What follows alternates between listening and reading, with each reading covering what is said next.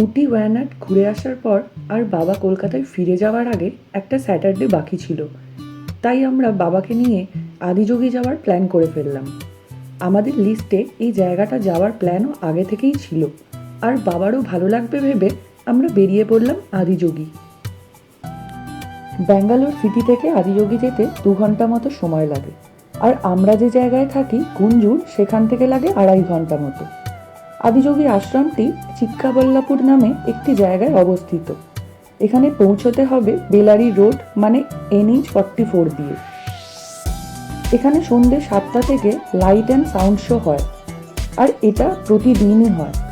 মোটামুটি 30 থেকে 40 মিনিট সময়ে এই লাইট অ্যান্ড সাউন্ড শোটা হয়ে থাকে, যেটা দেখতে প্রচুর মানুষের ভিড় হয়। উইকডেজে গেলে অবশ্যই কম ভিড় থাকবে, আর উইকেন্ডে গেলে কি হয় সেটা পৌঁছালেই বুঝতে পারবে। যেহেতু স্যাটারডেতে যাচ্ছি আমরা, তাই ভিড় হওয়াটাই স্বাভাবিক। স্যাটারডে যাচ্ছি তাই রাস্তাঘাট কম্পারেটিভলি একটু ফাঁকা। ব্যাঙ্গালোরের ট্রাফিক এমনিতেই বিখ্যাত, কিন্তু যখন এরকম টেনে কিছুটা রাস্তা চালানো যায় তখনই লং ড্রাইভে যাওয়ার আসল মজাটা ফিল করা যায়। আজ বোধহয় লাকটা ভালো ছিল, তাই এরকম ফাঁকা রাস্তায় যেতে পারছি।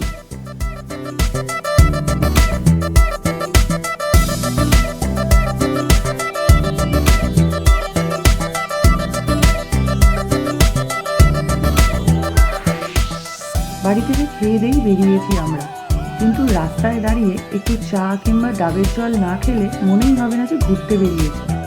তাই গাড়ি থেকে নেমে এখনকার মতো ডাবের জল খেতে গেল বাবা আর আকাশ, আর আমি গাড়িতেই।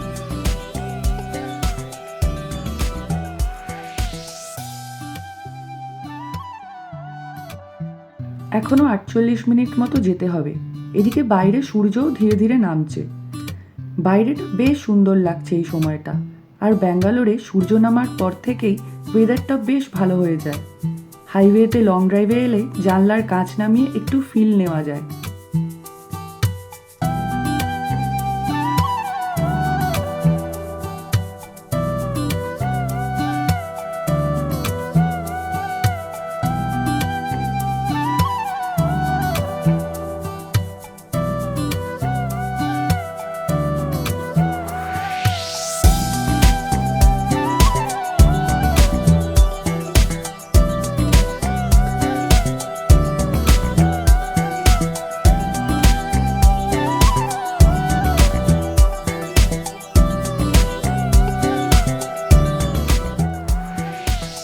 এই দেখো, সামনে একটা বড় গেট দেখা যাচ্ছে। এই গেটটাই আদিযোগী যাওয়ার মেন গেট, কিন্তু এই গেট থেকে এখনো বেশ কিছুটা পাহাড়ের রাস্তা দিয়ে গিয়ে আদিযোগী বা শিব ঠাকুরের সেই বড় মূর্তিটা দেখতে পাওয়া যাবে। এদিকে সূর্য অস্ত যাওয়ার সময়ও চলে এলো। এইভাবেই সানসেট দেখার ইচ্ছেটা পূরণ করতে হবে আজ।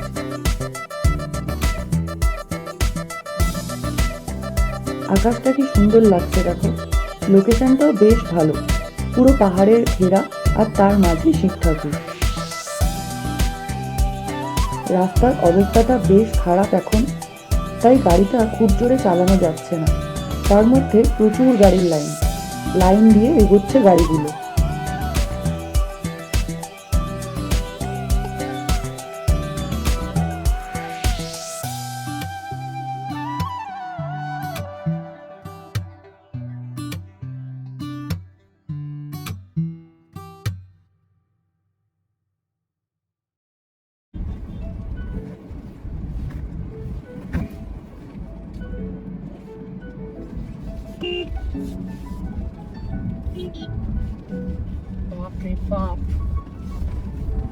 এর তো গাড়ি একসাথে কত লোক, তাহলে ভাবতো ঠোকাটুকিল হয়েছে। হ্যাঁ, কোথায় এখানে ঢোকাতে বলছে।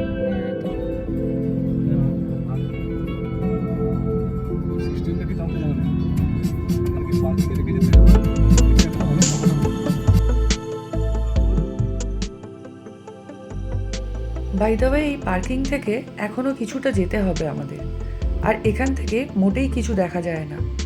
একটু কভার এরিয়াতেই মূর্তিটা রাখা হয়েছে।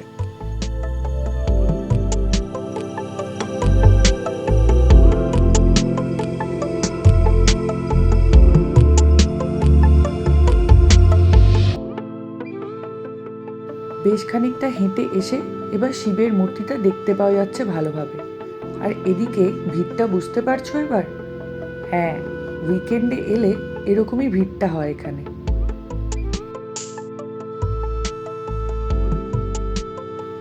এখানে কিছু খাবার দোকান আছে, আর জুতো জমা রাখার জায়গা আছে, আর বাথরুমের ব্যবস্থা আছে একটু দূরে হেঁটে গেলে। হাঁটতে হাঁটতে মেন এরিয়াতে পৌঁছে গেছি। ভিড় দেখে সত্যি অবাক আমরা। এরকম দেখলেই মনে হয় কোনো জায়গায় আজকাল আর ফাঁকা ফাঁকা ফিল করাই যায় না। এত লোক, এত চেঁচামেচিতে একটা পবিত্র জায়গার সেই ভাইবসটা কোথায় যেন হারিয়ে যায়।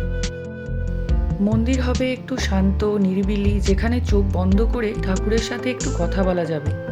কিন্তু এইসব আজকাল আর হয় না, সেসব এখন অতীত হয়ে গেছে।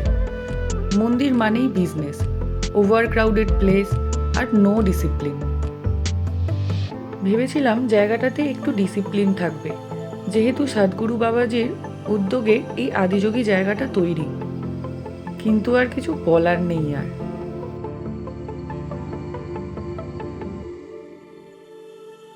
এই দেখো, বাবা ফটো তুলতে শুরু করেছে।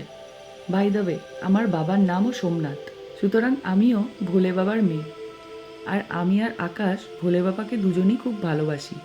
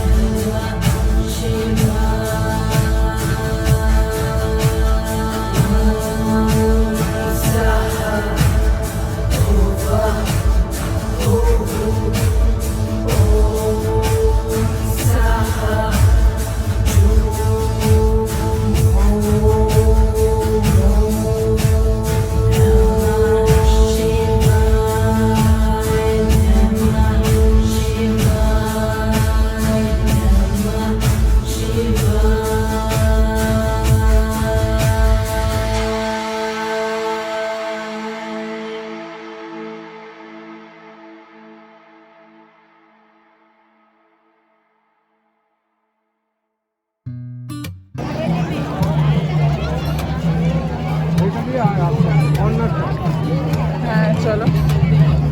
একটা ইনফরমেশন দেওয়ার আছে, এইখানে শ্যুট করতে গেলে ট্রাইপড ইউজ করতে দেয় না, আর এখানে ফাঁকা জায়গায় দাঁড়িয়ে ভিডিও তোলাও খুব ডিফিকাল্ট।